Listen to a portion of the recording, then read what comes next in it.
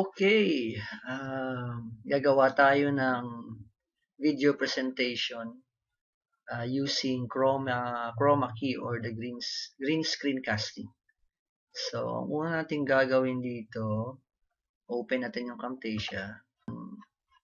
Ito sa import media menu, mag-import tayo ng mga files natin.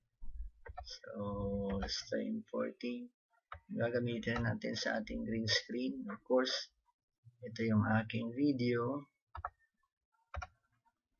Okay. May video na ako dyan. Nakatayo ako dyan sa likod ng green background. Ano pang gagamitin natin? So, meron akong video. Let's say, yung aking ipipresent. So, import din natin yan. Yan. Tapos yung mga effects, iba pang effects. Let's say, ang background ko ay ito kunyari ang aking classroom. Yan, aking picture. So, may dalawang videos na ako dito. Tapos ay picture. Naragdag pa tayo isa. Yung title ko kunyari. Title. Ito. Yan, another PNG file. What else? Ano pang gusto kong gagawin? Ito. Kasi may effect. May pa-effect ako dyan mamaya. Kunyari, ipipindutin ko yung button na yan. So, another import. What else? Kasi, ang animated background. Kung gusto mo naman ng animated background, ito. Pwede mo ito download sa YouTube. Okay, tatlo na. Okay, kompleto na. So, ang una kong gagawin dito ay set ko muna ang aking background. Kung gusto mong background mo ay animated, sa video na to, click drag. Post mo lang dito sa track 1. Dito na siya. Okay, ito yung ating playhead. Pag pinlay ko yan, ito yung result. Wala siyang sound. Yan lang. Sige, huwag na muna yan. Delete muna natin. Ito na lang. Itong picture na lang. So, click drag ulit sa picture. So, babahin na natin ng konti. So, kunyari dyan ako magtuturo mamaya. So, extend natin ito. Para walang black areas. So, tapos, let's say, ilalagay ko na yung aking video. So, ito yun. Video ko dyan sa taas. Dito siya sa taas. Okay, play ko yan. Hello everyone, today we're going to go back. Nilitaw ako dyan. So, adjust ko lang to.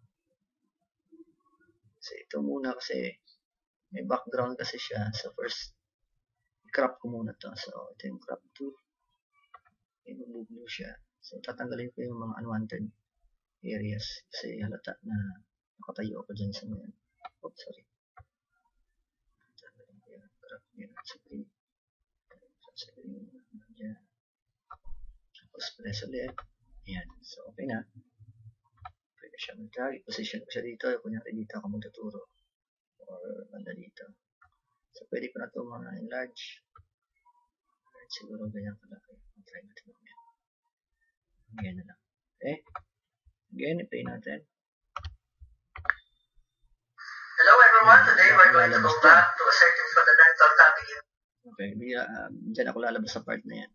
Tapos ito, dahil mahaba ito. Wala rin natin yun. Okay.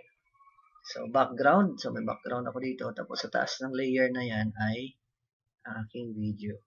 So, paano ko to ma-superimpose ang aking video?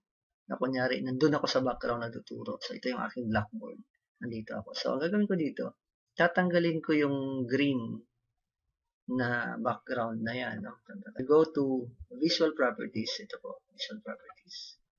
Tapos, bababa ako dito. Remove a color. So, press ko yung remove a color. Yan. Tapos, green. Itong color green. Tapos, select color. Tapos, may eyedropper ako dito. Ipo-position ko dito sa may green area. Tapos, click lang. Mawawala na yan. Right? Yan, nawala na siya. So, tingnan nyo dito. May konting green dito sa kamay ko dito banda. So, pwede mong i-adjust yan dito. Tolerance, softness. Okay. Tolerance. Para mawala dito ng konti. Ang mali ko lang dito, dahil natanggal ko ang green na background, ang mali ko lang dito, nagsuot ako ng t-shirt na may green prints. Kaya, matatanggal din yan. No? So, yun yung lesson natin. Kung ang background natin i-remove ay green, huwag tayong magsuot ng may mga prints na green or green t-shirt. Mabubura din yan. So, tingnan nyo, lusot yan. Right? Yan. Yun yung mali ko dyan. Nakalimutan ko na may suot pala akong print t-shirt na naka-print na green. So, mabubura din yan. So, anyway, pwede mo na ulit ma-enlarge yan.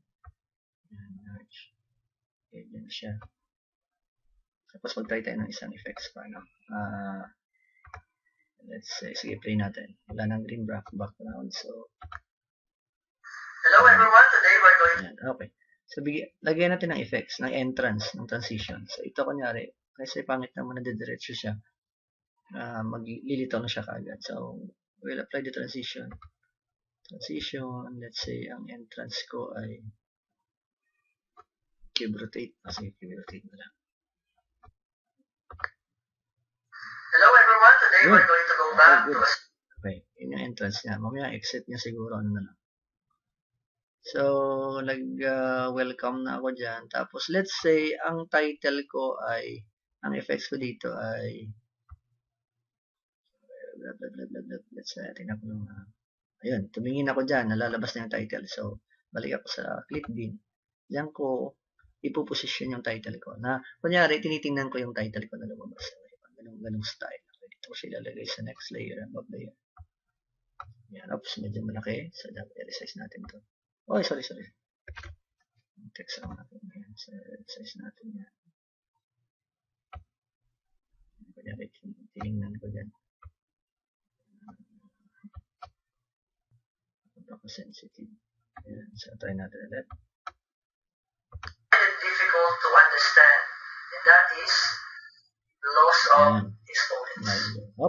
Etong second na effect, kunyari, ipupush ko siya. So, ipupush ko siya na iwawala ko siya na kunyari, effect ay tutulak or iwawala ko siya. So, i-align ko lang yung sobra yung kamay. So, nandito pala siya. Yan. Sa part na yan. So, gagawin dito, mag-apply din ako ng another transition. So, let's say, ang effects ay slide right. Slide right. Lagay natin dito. Dapat timing sa kamay, no? And that is loss of exponents. Oops. Sorry. Hindi pala sa entrance. Sa exit. Sorry. Slide right. Dito pala sa exit. Ayan, mag-i-exit sa niya. Kamay.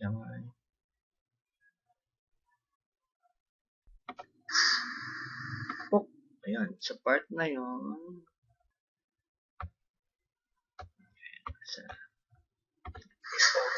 Trial and error to. Yun. Tumiming siya. Pagkatapos niyan, ang sinabi ko dito, are you ready? Ready? Here we go. May kasi parang manananggal ako, nakalutang ako dun pala.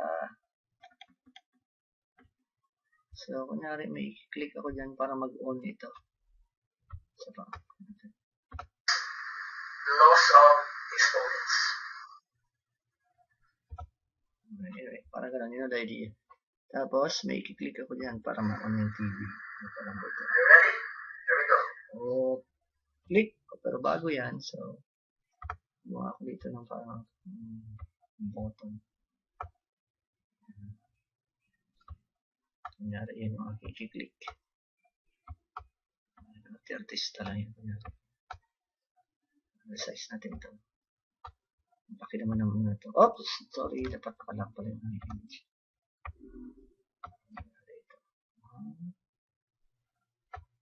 Okay, dahil nasa taas siya. Sa taas siya ng itsura ko dyan. So, ang layering na lang yan. Dito yung aking video. Dapat dito siya sa ilalim. So, mag-add tayo ng track. Okay, add track. Tapos, iangat lang natin ito. Ayan, nagalaw ko na naman. Dapat pala sinit ito kanina. Ayan. Kasi bababa natin ito dito. Ayan. Nandito na siya sa bandang. Kamay ko dito. Sorry. First time. Dahil pa kasi pa-effect. Lagyan Start from the beginning. Hello everyone, today we're going to go back to a certain fundamental topic in math where most of the students find it difficult to understand, and that is laws of exponents. Oh, good. Are you ready? Here we go. Okay, dito dapat, sa part na to dapat naka-enter na siya dito, bago pa man. So, lagyan natin ng transition.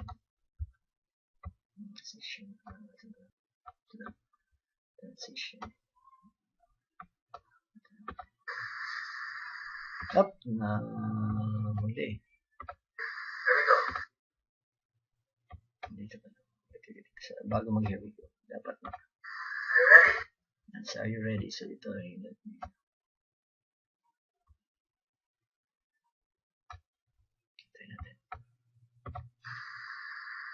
Are you ready? Here we go. Up.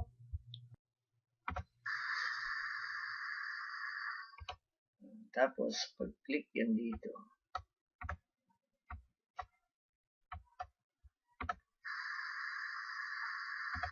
lalabas na dito ang video. So, dahil naka-green to, pwede natin itong burahin. Ulit, balik tayo dun sa visual properties. Tapos, remove by color. Okay na. Sa clip bin, tapos ipapasok natin itong video na to. Saan natin ilalagay? Dapat sa ilalim. Ilalim nito. Add another track.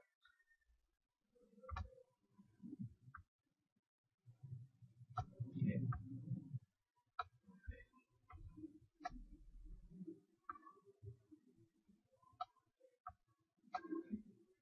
So, text ko.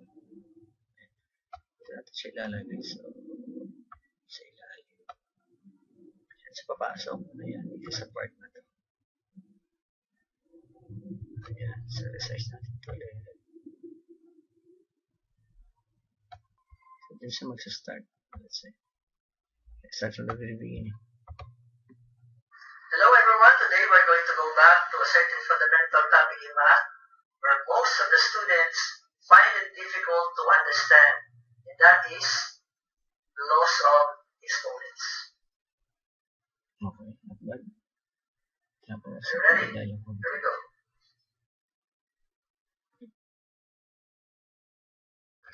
Wow, bigla ako nang wala kagad dito. Napaka-abrupt naman. Mag-fade siya dito. So, transition. Oh, fade na lang. Flip na lang din. Exit.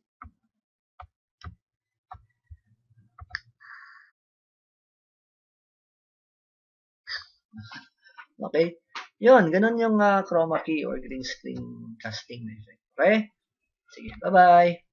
Be creative.